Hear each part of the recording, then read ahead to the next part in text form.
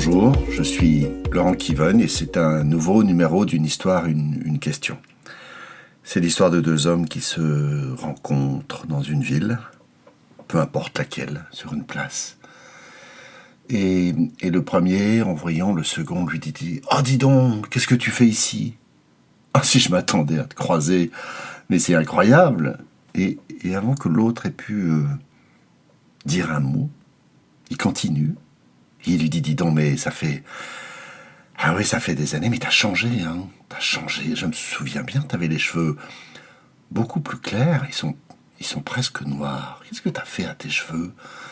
Et c'est sans doute une pure question rhétorique, parce qu'il ne laisse pas l'autre répondre, qui allait bafouiller une réponse. Il lui dit « Mais attends voir, mais je me souviens bien, t'étais plus grand que moi à l'époque. Et regarde, là, tu m'arrives à peine plus haut que l'épaule. Qu'est-ce qui s'est passé ? Qu'est-ce que t'as fait ?» Et à nouveau, il ne laisse pas le second répondre. Et puis cette cicatrice que t'avais sur le front, tu te souviens ? Tu n'as plus. Comment tu as fait ? Comment ça s'est passé ? Et sans attendre de réponse à nouveau, il lui dit franchement, Simon, j'ai vraiment failli ne pas te reconnaître. Et là, enfin, l'autre peut en placer une et lui dit, mais je ne m'appelle pas Simon. Ah bon ? Parce que tu as aussi changé de nom ? Voilà, c'est la fin de cette histoire. Si vous voulez réfléchir à ce qu'elle vous évoque, mettez sur pause et on se retrouve de l'autre côté. Vraiment, j'aime beaucoup cette histoire de Jean-Claude Carrière. C'est toujours pareil, hein, j'ai toujours la même source ces temps-ci.